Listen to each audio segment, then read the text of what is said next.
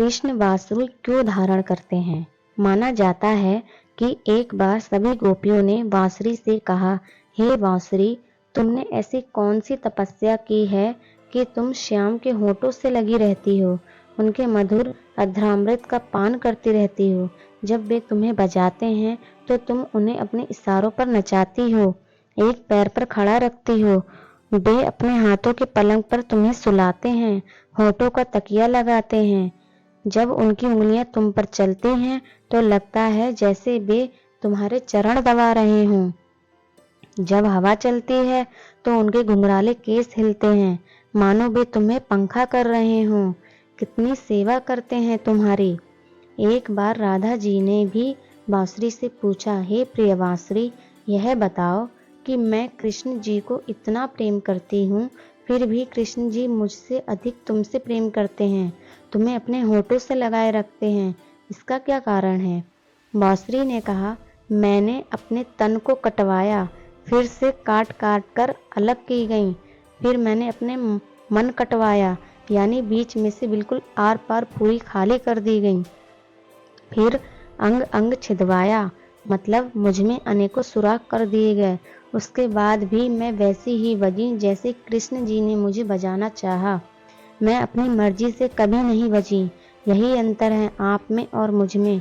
मैं कृष्ण जी की मर्जी से चलती हूँ और तुम कृष्ण जी को अपनी मर्जी से चलाना चाहती हो।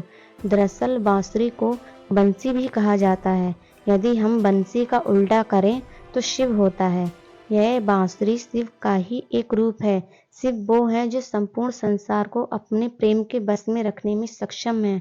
उनका व्यवहार और वाणी दोनों ही बांसुरी की तरह मधुर हैं। कृष्ण के बांसुरी प्रेम के पीछे मुख्य रूप से 3 कारण हैं। पहला, बांसुरी में गांठ नहीं है, वह खोखली है। इसका अर्थ है अपने अंदर किसी भी तरह की गांठ मत रखो, चाहे कोई तुम्हारे साथ कुछ भी कर, बदले की भावना मत रखो। दूसरा, बिना बजाए बजती नहीं है, यानी जब तक ना कहा जाए तब तक मत बोलो।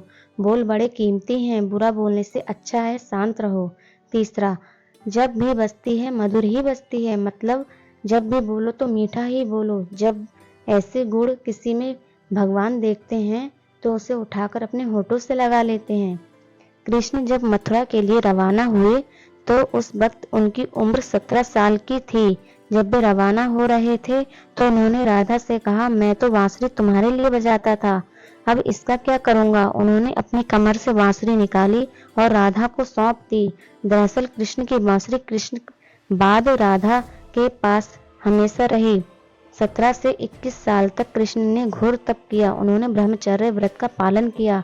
उन्होंने कई विवाह किए, लेकिन राधा का नाम उनके साथ ऐसा जुड़ा कि हजारों वर्ष बाद भी राधे कृष्ण एक ही नाम बनकर रह गया।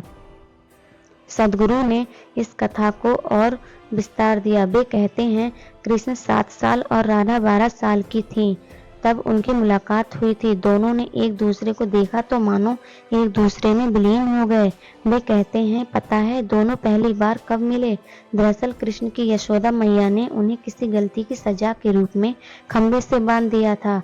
कृष्ण की सहेली ललिता और राधा वहां से गुजर रहे थे।